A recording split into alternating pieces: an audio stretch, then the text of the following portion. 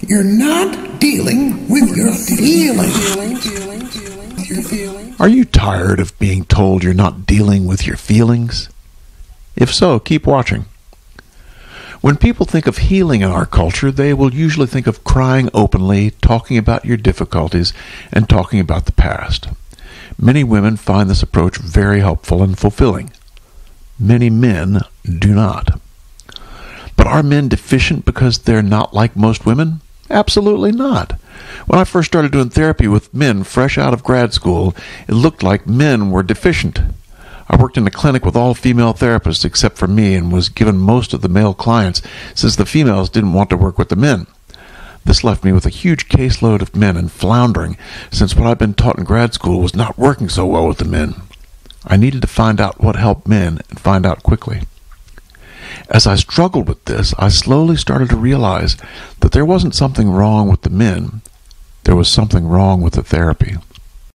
What I'd been taught in grad school had been built to help women, help them talk, help them emote, and help them talk about the past.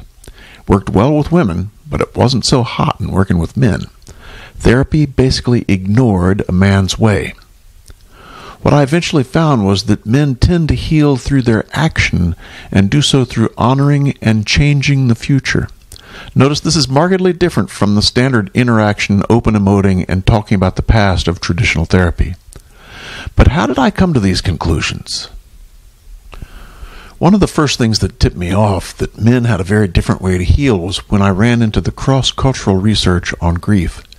It showed repeatedly that indigenous people tend to give men actions following a loss, but give women a safe place to talk and emote. The picture you see is of the Yolma men of Australia doing the shark dance at a funeral in honor of the deceased. Their actions honor the person who died, who is just out of sight. This is just one example among many. The literature showed that men were almost always the ones to do things like dig the grave, care for the body, do the ritual, etc. So I started watching men's actions after a loss or trauma and started seeing things I'd completely missed before. Men use action rather than interaction to tell their story, and most people, including the men, simply don't see it. Next, I ran into the research of Shelley Taylor, Ph.D., who studied women and stress. Taylor found that women, when stressed, don't fight or flight. They instead tend and befriend. In other words, women will move towards interaction when stressed, while men move towards action. This confirmed what I'd been seeing clinically. The more I looked, the more I saw that men were indeed dealing with their feelings, but instead of talking and emoting openly, they were taking actions that honored the loss. The men were doing this automatically and without prompting. It seems that it's simply a natural response which I had previously missed.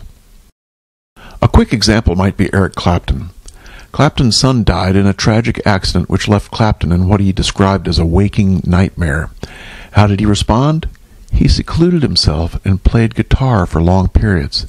Eventually, 3 songs came forth: Tears in Heaven, My Father's Eyes, and The Circus Left Town. Each of these songs is about his waking nightmare. Can you see how Clapton's actions of playing the guitar and writing the songs were helping him process his emotions? Did he go into therapy? No.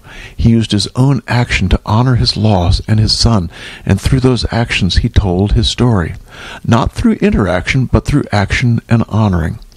When asked about how hard it might have been to write the songs, Clapton responded, "Playing the guitar was actually the solution."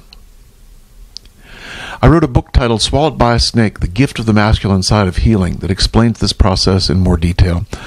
The book is in its 2nd edition since the year 2000. And recently I wrote a very concise ebook that updates the Snake book and also offers tips for helping men heal. I also have built a video site that includes a video book of about 2 hours of video that tell the same story but in video form. If you're interested, go to the link in the info box, and when you see the form, enter the coupon Men Are Good to get half off the admission price. We need to be teaching our boys and our men about their unique paths and start shutting down the people who are shaming men for not dealing with their feelings. It's really time. And don't forget, men are good.